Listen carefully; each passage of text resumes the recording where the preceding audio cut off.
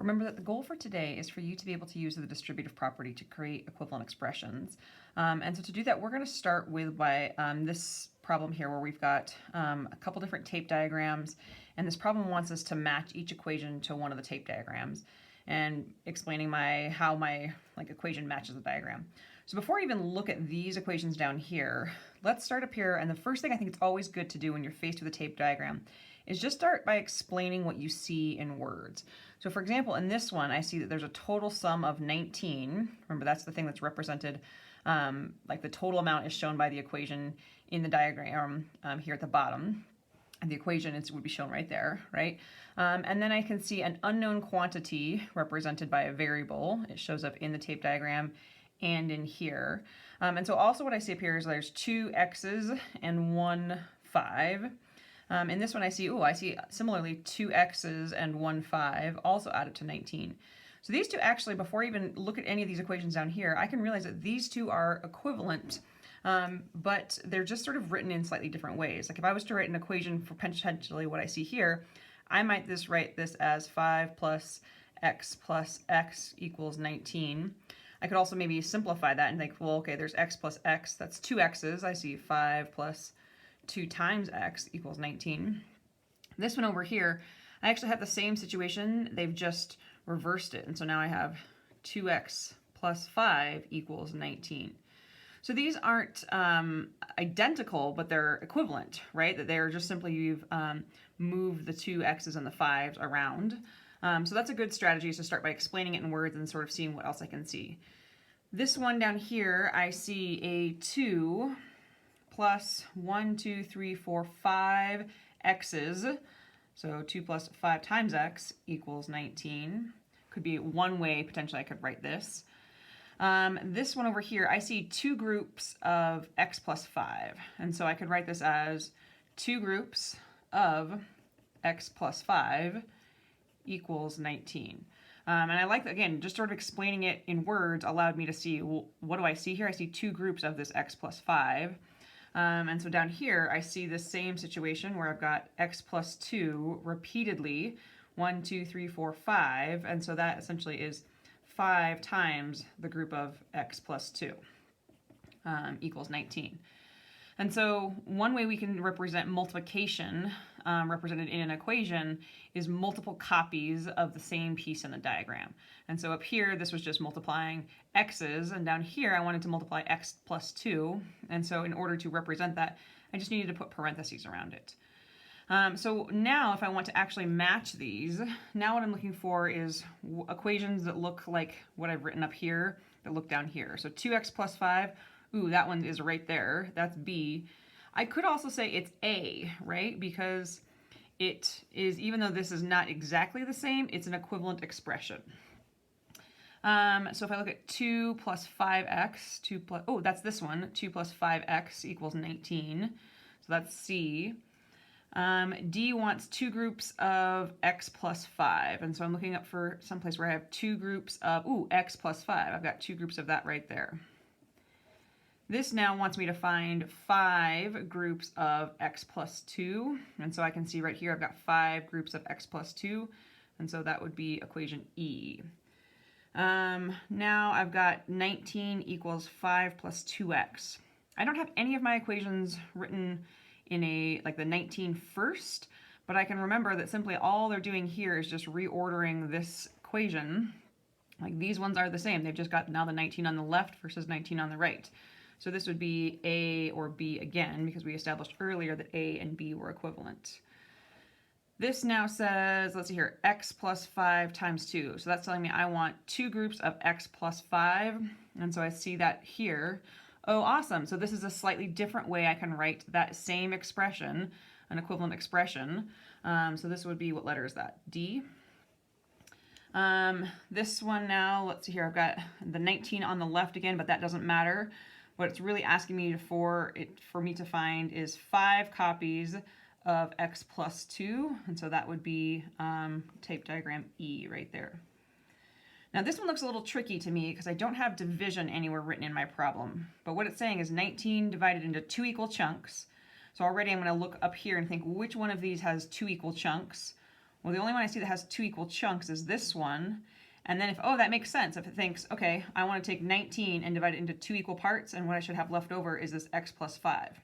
So this is another way we could represent equation D is, or sort of going back and forth, I could represent this tape diagram with this expression there. And then I don't have a subtraction in any of my problems either. So again, I need to think carefully about how I might figure out what they're trying to get at here. This one wants me to get 19 minus 2 and 5 x's. So I need someplace that has 5 x's. So I'm either thinking about this one or this one. Ooh, this one also has 5. So now, okay, I can eliminate those two, but I'm really thinking carefully. What is this saying? This is saying I have 5 copies of x plus 2, which is not the same as like this one here where I had this 2 and then individual x's. And this one over here, this is really only 2 copies of x plus 5. It's not what I want either. So now, I'm going to look carefully. I'm leaning towards C here, but what I'm really looking for is I need a copy of 5 x's and a 2 separately. Yeah, it's got to be C.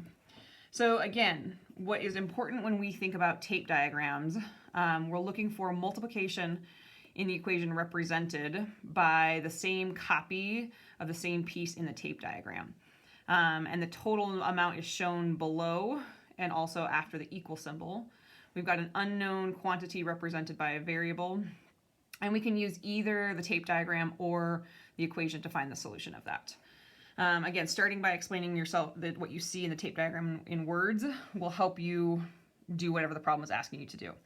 This problem down here where it's asking me to sort the equations into categories of my own choosing, really what this is getting me to think about is ways I could group these 5 things. And so maybe one way I could sort these equations would be like ones that have parentheses and ones that don't. I could also think about like, is the 19 on the left or is the 19 on the right? Another way I could maybe group these is like, if I look here, this is saying 2 times x, so this is 5 times x. And so I can think about where I'm multiplying something by 2 or I'm multiplying something by 5. And so this is, even though I'm multiplying x plus 5, I'm still multiplying by 2, I'm still multiplying by 5. So just possible different ways we could group things. So the last thing I want to show in this mini lesson is maybe some examples of how to draw some tape diagrams when we're using more complicated expressions like this. So let's say I have an expression like this, or an equation like this, 114 equals 3x plus 18.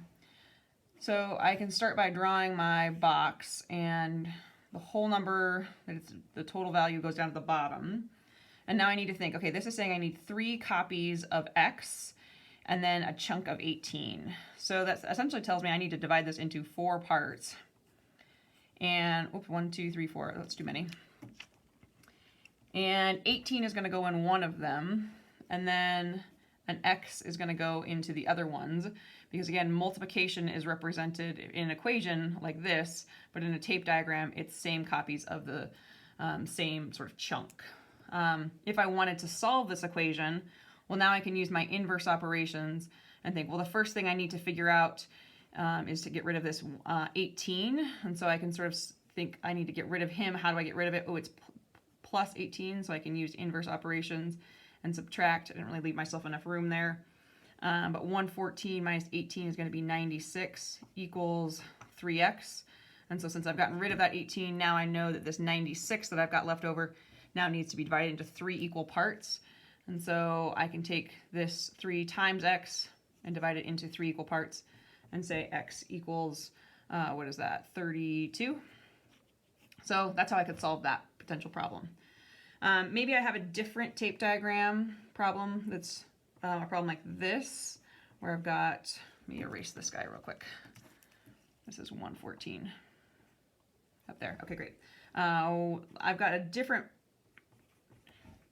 equation here where I've got 114 equals 3 copies of y plus 18.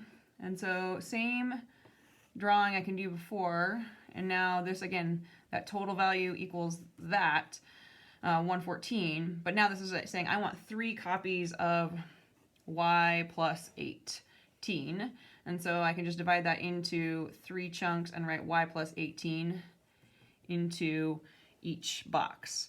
The next lesson, we'll use this problem as an example of how to solve this problem, because there's a couple different ways using the distributive property we could solve this problem. So again, main takeaways from this: multiplication that's represented in an equation is represented with multiple copies of the same piece in the tape diagram. The total amount is shown after the equal sign or below the tape diagram. An unknown quantity is represented by a variable, and we can use either the tape diagram or the equation to help us solve, to find the solution for the equation.